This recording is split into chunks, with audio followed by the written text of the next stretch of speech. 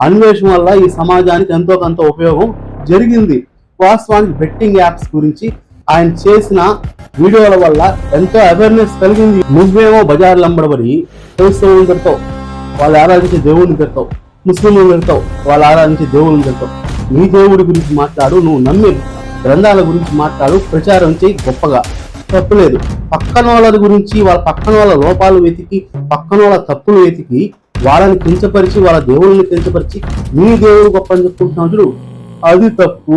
నిజంగా జనాలు నిన్ను ఇష్టపడేటట్టయితే, నీ మాటలు వినేటట్టయితే బిగ్ బాస్ సీజన్ 4కి వెళ్ళావు కదా నువ్వు.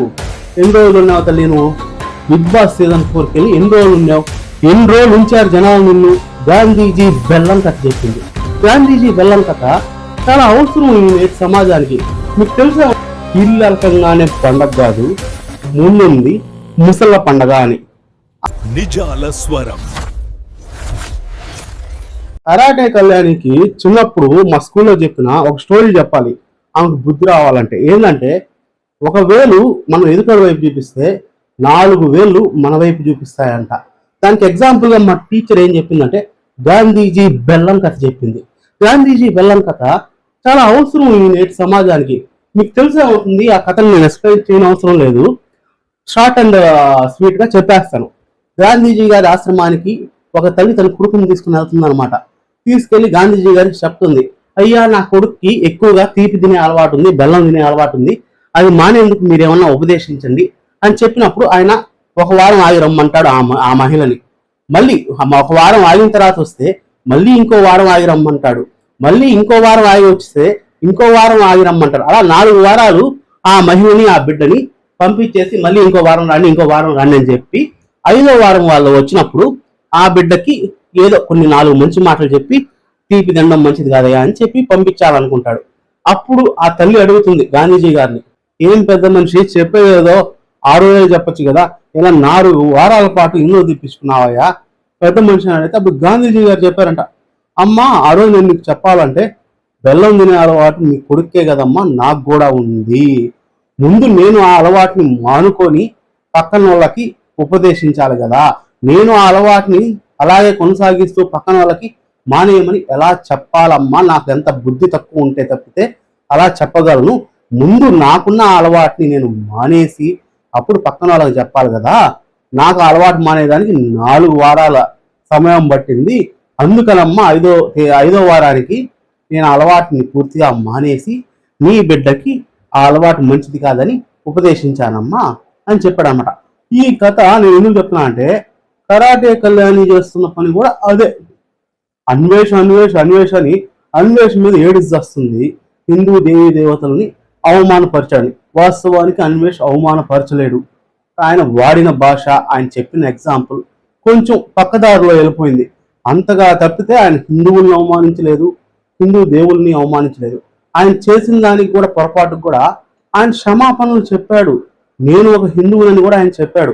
వాస్తవాలు మాట్లాడుకుంటే ఆయన హిందువులను ద్వేషించేవాడైతే మహాభారతాన్ని 8 క్లాసుల రూపంలో ఆయన యూట్యూబ్లో పెట్టున్నాడు.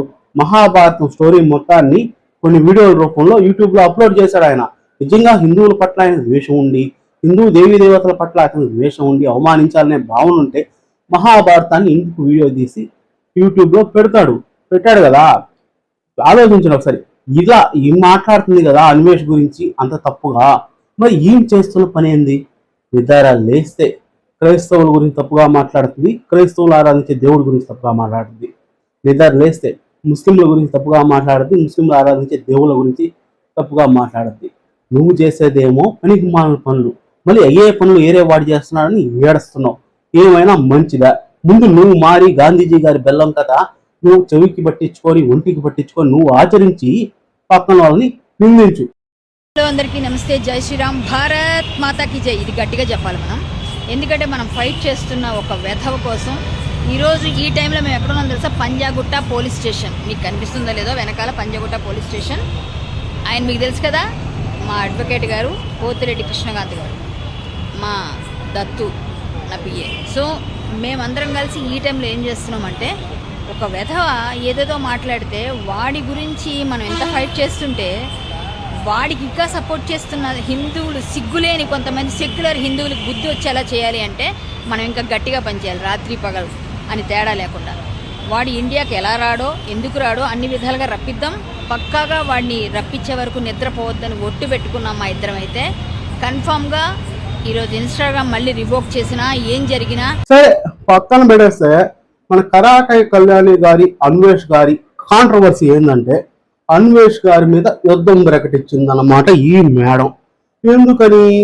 అన్వేష్ గారు హిందూ దేవుల గురించి కొన్ని అనుచిత వ్యాఖ్యలు చేశాడు. ఓకే, తప్పే. ఎందుకంటే ఆయన తప్పుగా మాట్లాడకపోయినా కొన్ని కోట్ల మంది ఆరాధించే దేవీ దేవతల గురించి మాట్లాడేటప్పుడు ఆలోచించి కొంచెం సరైన వాక్యాలు, సరైన పదాలు ఉపయోగించాల్సింది. ఎందుకంటే అన్వేష్ మాట్లాడిన విషయం చాలా మంచిది. అది అమ్మాయిలకి, ఆడవాళ్ళకి చాలా సపోర్ట్గా మాట్లాడేందుకు ఆయన ఆ విషయం మాట్లాడుతూ దేవీ దేవతల గురించి ఒక ఎగ్జాంపుల్ తీసుకొని చెప్పారు, వాళ్ళ వస్త్రాలంకరణ గురించి. ఆ చెప్పిన భాష లోపం తప్పితే ఆయన చెప్పిన విషయం తప్పు కాదు, అది మంచి విషయమే. కాకపోతే ఆ దేవీ దేవతల గురించి మాట్లాడేటప్పుడు కొంచెం జాగ్రత్తగా, కొంచెం మర్యాదకరంగా మాట్లాడాల్సి ఉండాల్సింది. అది మాట్లాడలేకపోయాడు. ఆ విషయంలో మటుకు ఖండిస్తున్నాను నేను కూడా, అందరూ ఖండిస్తారు. కానీ ఆయన చెప్పాలనుకున్న విషయం ఏంది? జరిగింది కదా శివాజీ అనసూయ డ్రెస్ కాంట్రవర్సీ.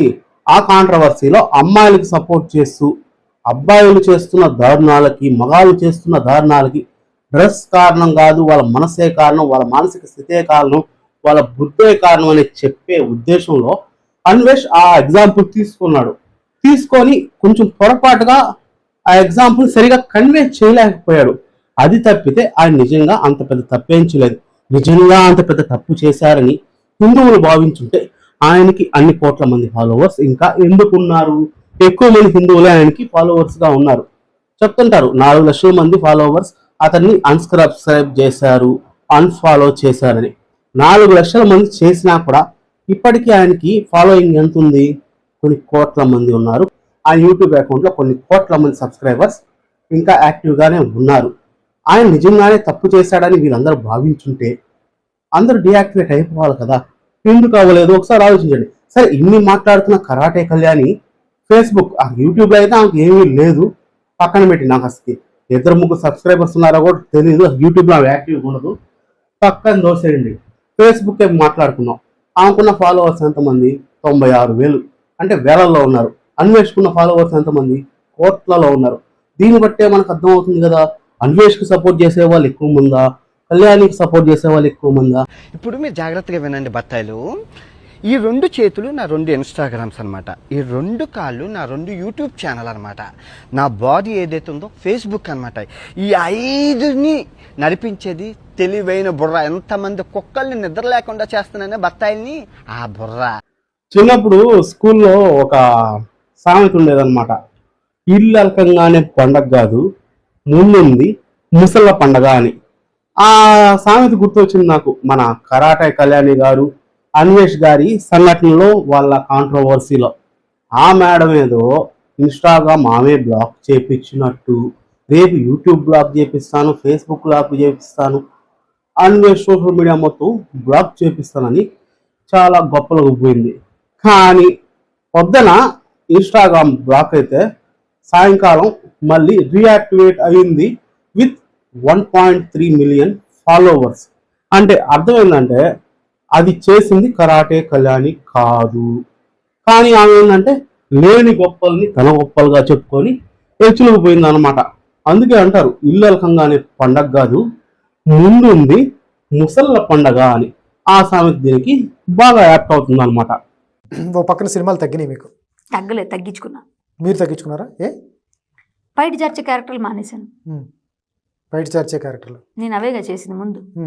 ఏం చెప్తారు? కళ్యాణ్ గారు 4 రోజుల నుంచి పోరాడుతున్నారు, బోనం ఎత్తుకున్నారు, సక్సెస్ఫుల్ గా లోపలికి వెళ్ళారు. మేము ఆమె గురువు గారు ఆయన ఎవడనుకున్నారు? రాధా మనోహర్ దాస్, పారాసైట్, పరాణాజీవి పారాసైట్ అయిన రాధా మనోహర్ దాస్ ఆమె గురువు గారు. నువ్వు ఇన్ని నీతి కబుర్లు చెప్తున్నావు, ఇన్ని నీతి వాక్యాలు చెప్తున్నావు, అన్వేష్ మీద ఏడిస్తున్నావు కదా, అన్వేష్ దేవి దేవతలను అవమానించాడు అని మాట్లాడుతున్నావు. నువ్వు గురువుగా భావించే రాధా మనోహర్ దాస్ చేస్తున్న పనులలో ఇప్పుడు కొన్ని వీడియోలు చూపిస్తాను, అప్పుడు మాట్లాడుకుందాం. డిసెంబర్ 25 గురించి బైబిల్లో ఉందా? ఆ సేవ ఎక్కడ పుట్టింది? ఆ చెక్కలు ఎక్కడున్నాయి? ఆ మేకులు ఎక్కడున్నాయి? ఎవరికైనా దమ్ముంటారండి? 25 lakhs ఇలాగా ఏందో ఆ 2 చెక్కలకి సున్ని ఎందుకు? ఇలాగా సున్ని ఎవరు వేసుకుంటారా? మగోళ్ళ ఆడోళ్ళ? నువ్వేమో బజార్లు అమ్మడబడి క్రైస్తవులను తిడతావు, వాళ్ళు ఆరాధించే దేవుడిని తిడతావు, ముస్లింలను తిడతావు, వాళ్ళు ఆరాధించే దేవుడిని తిడతావు. మళ్ళీ హిందూ దేవుల గురించి అవమానంగా మాట్లాడితే ప్రశ్నించడం ఏమన్నా భావ్యమా? నువ్వు మారాలి. ఫస్ట్ నువ్వు మారి పక్కన దేవుళ్ళని గౌరవించడం నేర్చుకోవాలి, పక్కన మతస్థుల్ని గౌరవించడం నేర్చుకోవాలి. నేర్చుకొని తర్వాత అన్వేషణ చేసిన దాని గురించి ప్రశ్నించు, బాగుంటుంది. వాస్తవానికి అన్వేషణ ప్రశ్నించే హక్కు నీకు లేదు తల్లి.